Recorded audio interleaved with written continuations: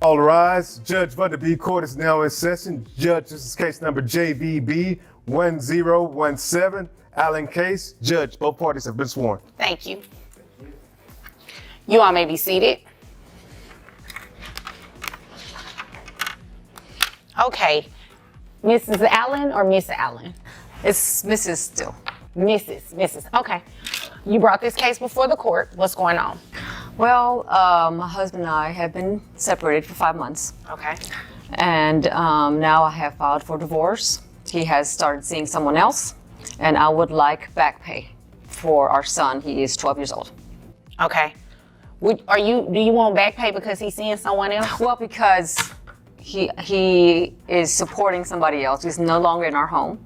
Okay. And I would like to have back pay and start paying child support for our son that he is living with. Okay, people. This courtroom drama begins when the judge calls the session to order.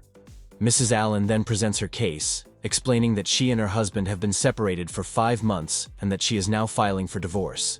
She discloses that her husband has begun seeing someone else and is requesting child support and back pay for their 12-year-old son. The tension is evident as the judge asks her why she is seeking this.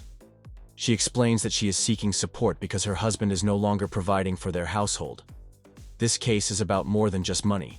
It's about responsibility, relationships, and the difficulties of co-parenting after a separation. Let's see how this plays out.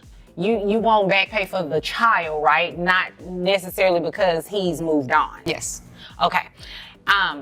Since he left, has he given you any type of support? Yes. Okay. How much? About 600. 600 each month? Money orders every month, ma'am.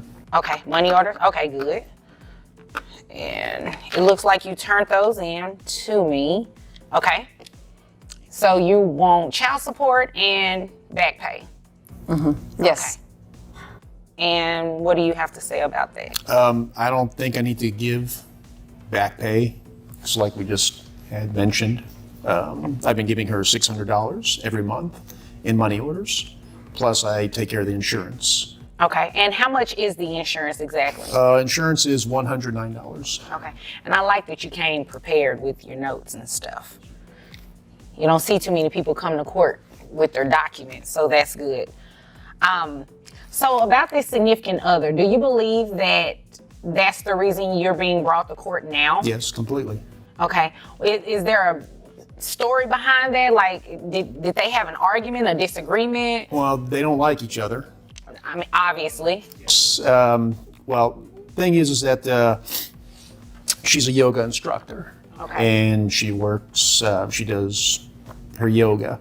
And the woman I'm seeing now actually is a former student of her. The spouse intervenes to defend himself, claiming that he already provides $600 a month and covers health insurance, which he considers adequate, and raises doubts about the necessity of back pay. The spouse is shocked, but agrees to the judge's calculations after she reveals that he owns an accounting firm and earns $85,000 annually. She also explains that his child support obligation is greater than what he has been paying. As the court approaches noon, and the husband becomes increasingly aware that he would have to make additional payments, the stress increases as the judge highlights that even though he has been making contributions, he is still short of his legal requirement. You knew her? Yes. Were you guys friends? She was an acquaintance that I'd help her, took her under my wing. She's younger, she's 20 years younger than me. You're mad about that? I'm not happy about it. I mean, wouldn't you be? I mean, what do you expect, you know? Well, me personally, this has nothing to do with me. Yeah, but yeah, I mean, this caught me off guard. I do focus myself a lot at work.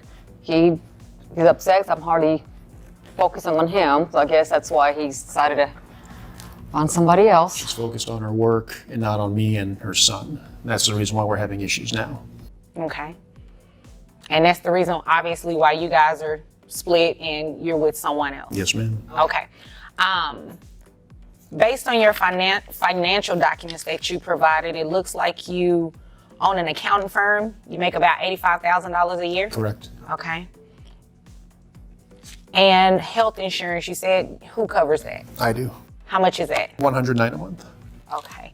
So what we are going to do is calculate your child support And the way that it works is whatever the calculation comes out to, if there is a difference, then the back pay would be what you've already paid would be a credit towards that. So you wouldn't necessarily get the full amount of what the back pay should be. And you shouldn't expect it because he has proof that he's giving you money and you actually agreed that he's been giving you money. So based on your $85,000 a year, I have your gross at $6,974. Net comes out to $5,490. After counting the $600 that has previously been paid each month, the court determines that the husband's child support obligation is $1,098.60 a month, with a $2,493 back pay amount.